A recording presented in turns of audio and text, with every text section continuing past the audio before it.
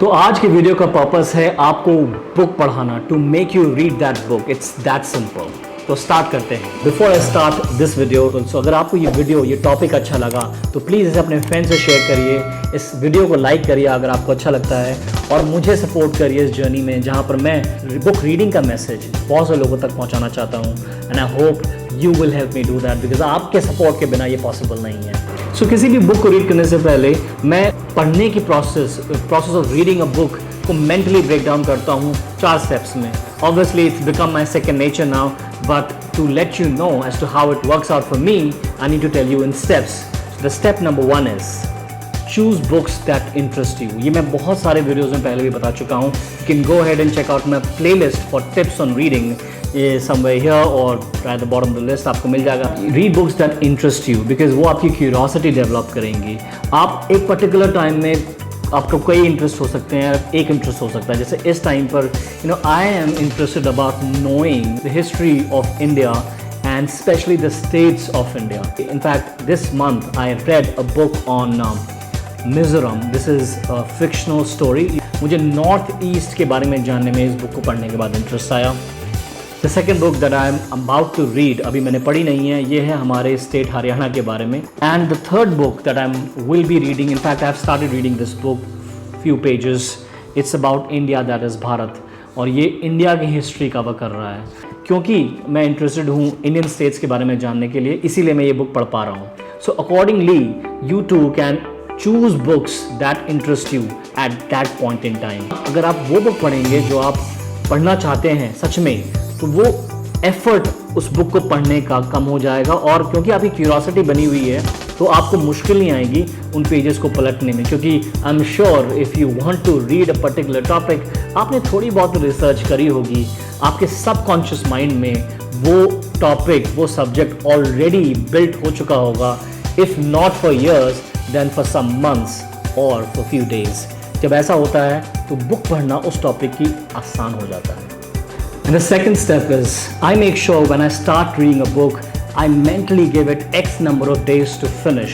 मतलब अगर मैंने ये बुक पढ़नी स्टार्ट करी या फिर ये बुक पढ़नी स्टार्ट करी, मैं अपने दिमाग में एक फिगर बनाता हूँ कि मैं इसे 1 हफ्ते में ख़त्म कर लूँगा या 10 दिन में ख़त्म कर लूँगा।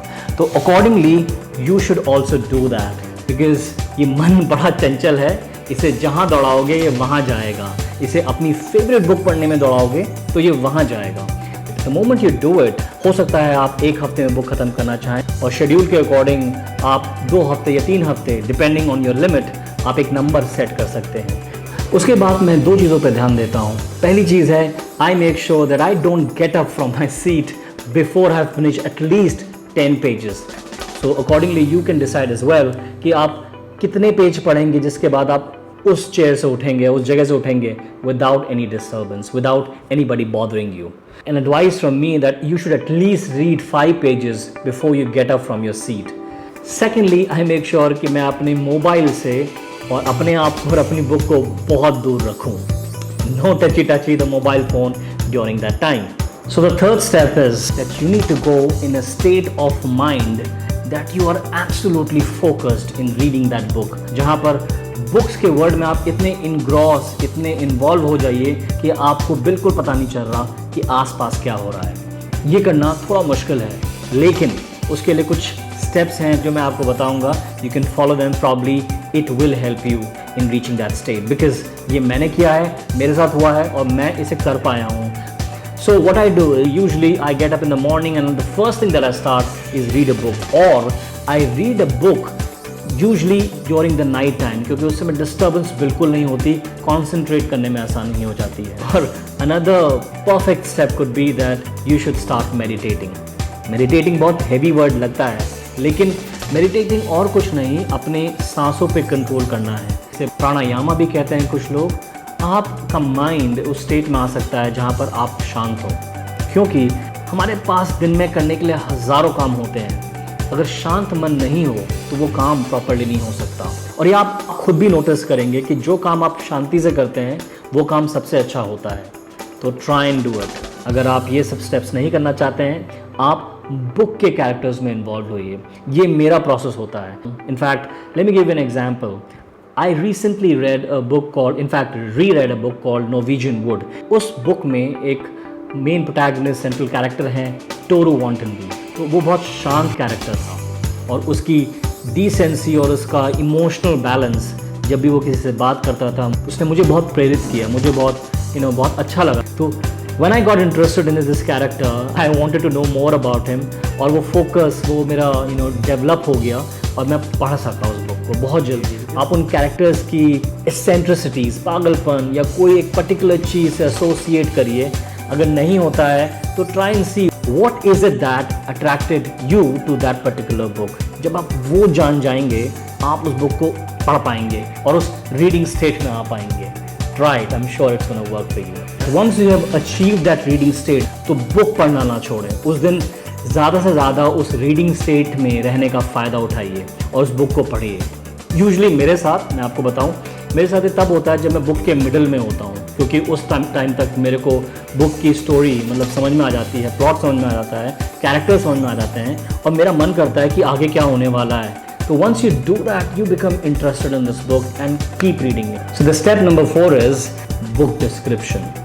जब भी आप बुक पढ़ रहे हैं, स्पेशली फिक्शन बुक्स, वहाँ पर किसी कैरेक्टर की, किसी जगह की, किसी पर्टिकुलर सीन की डिस्क्रिप्शन होती है जो ऑथर बहुत ही डिटेल में करते हैं। जैसे कि कोई कैरेक्टर किसी फॉरेस्ट में जा रहा है तो वो पूरी फॉरेस्ट की डिस्क्रिप्शन होगी, उस कैरेक्टर के डरने की डिस्क्रिप्शन होगी, लेकिन जो मेन बात है वो थोड़ी बाद में आती है।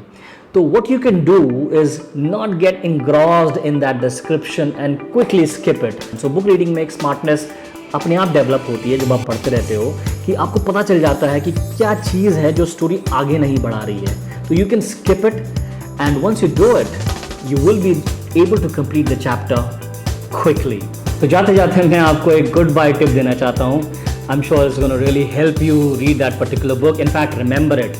So जब भी आप कोई बुक पढ़ें तो make sure that you highlight an important line, a quote from the character और a particular scene an imagery that captures the book, that encapsulate the message of the book in totality. मतलब कि उस book का message उस particular line में इतनी गहराई से आपको समझ में आ जाए कि वो डायलॉग ही एक इम्पॉर्टेंट डायलॉग बन जाए। जैसे पिक्चरों में होता है ना कि सांबा कितने आदमी थे, शोले का डायलॉग, वो सबको याद रहता है और वो शोले से एसोसिएट हो गया क्योंकि वो हमारे लिए इमोशनल रिमाइंडर बन गया कि हाँ, उस डायलॉग्स का मतलब ये होता है कि हमने शोले देखी।